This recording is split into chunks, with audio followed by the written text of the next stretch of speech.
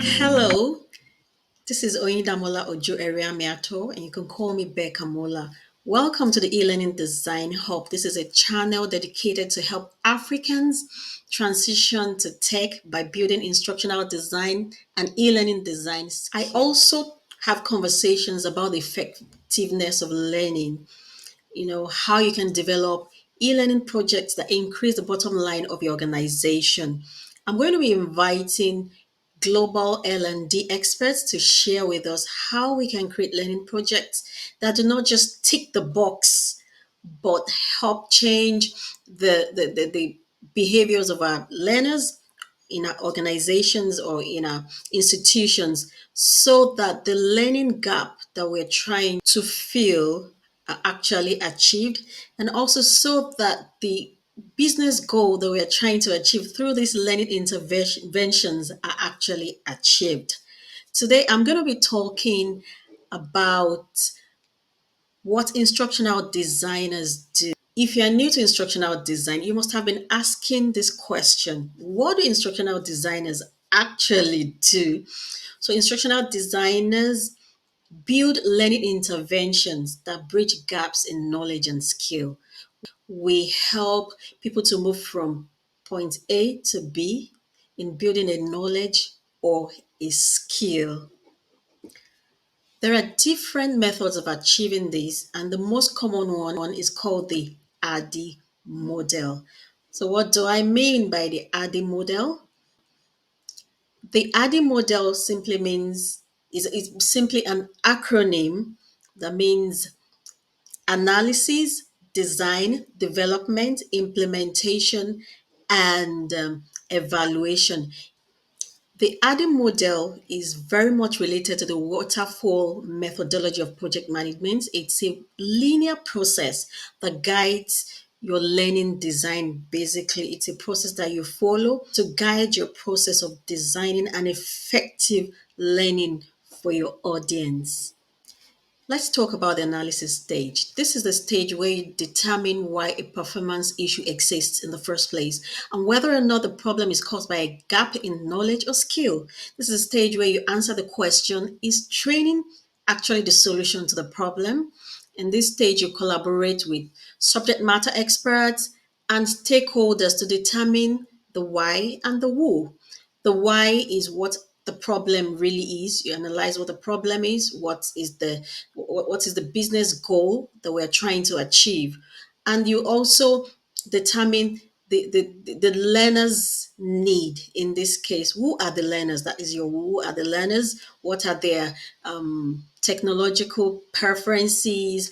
What is the best way to help them achieve this problem, and what are the knowledge gaps to be able to achieve our business goal?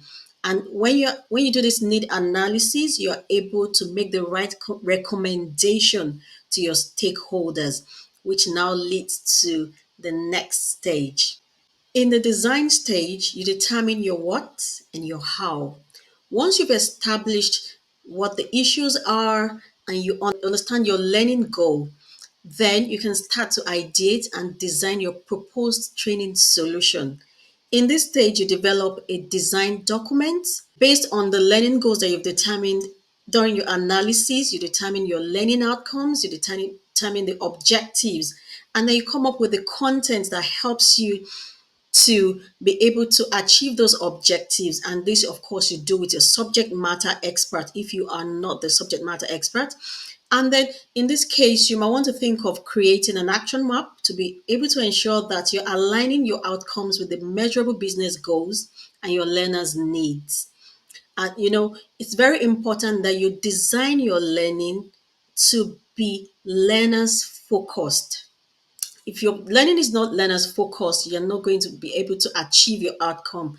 In this stage, once you understand your learners, you're able to think of the right delivery method for them, the tools and technologies that best work for your learners based on the analysis. Your learners, you have to be learner focused.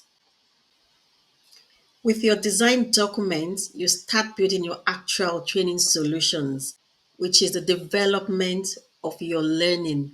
This is the phase where you want to draft a storyboard, which is the design blueprint that helps your stakeholders understand what your learning design consists of.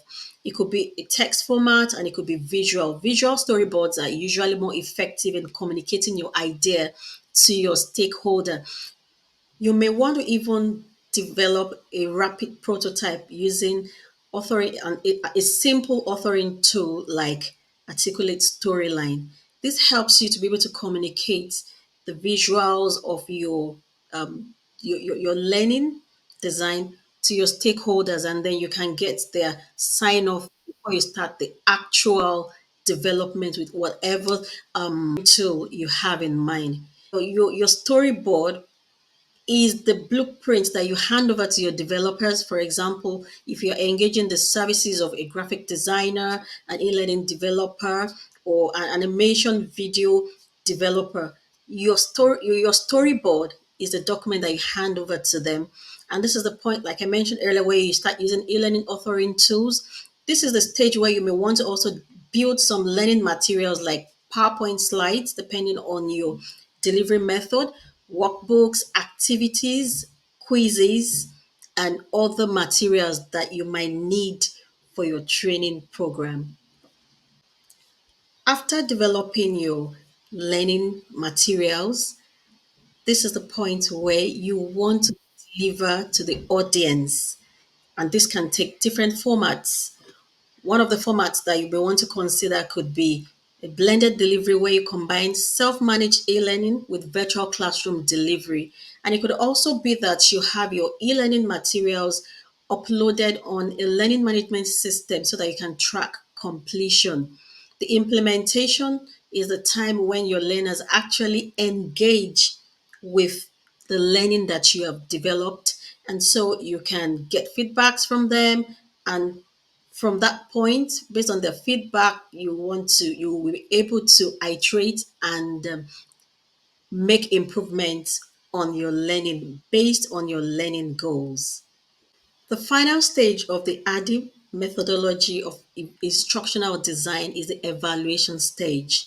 This involves measuring the effectiveness of learning by using the metrics that you defined at the start of the project.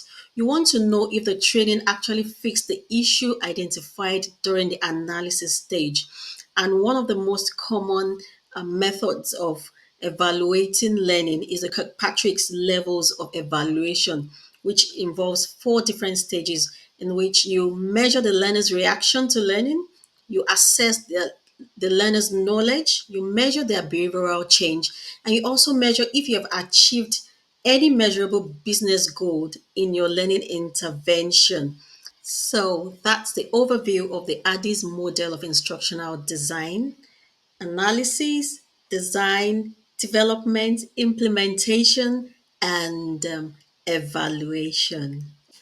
It is very, very important to note that the ADDIE process itself does not result in the creation of effective learning if you don't adopt the right instructional design principles, instructional design theories, and best practices.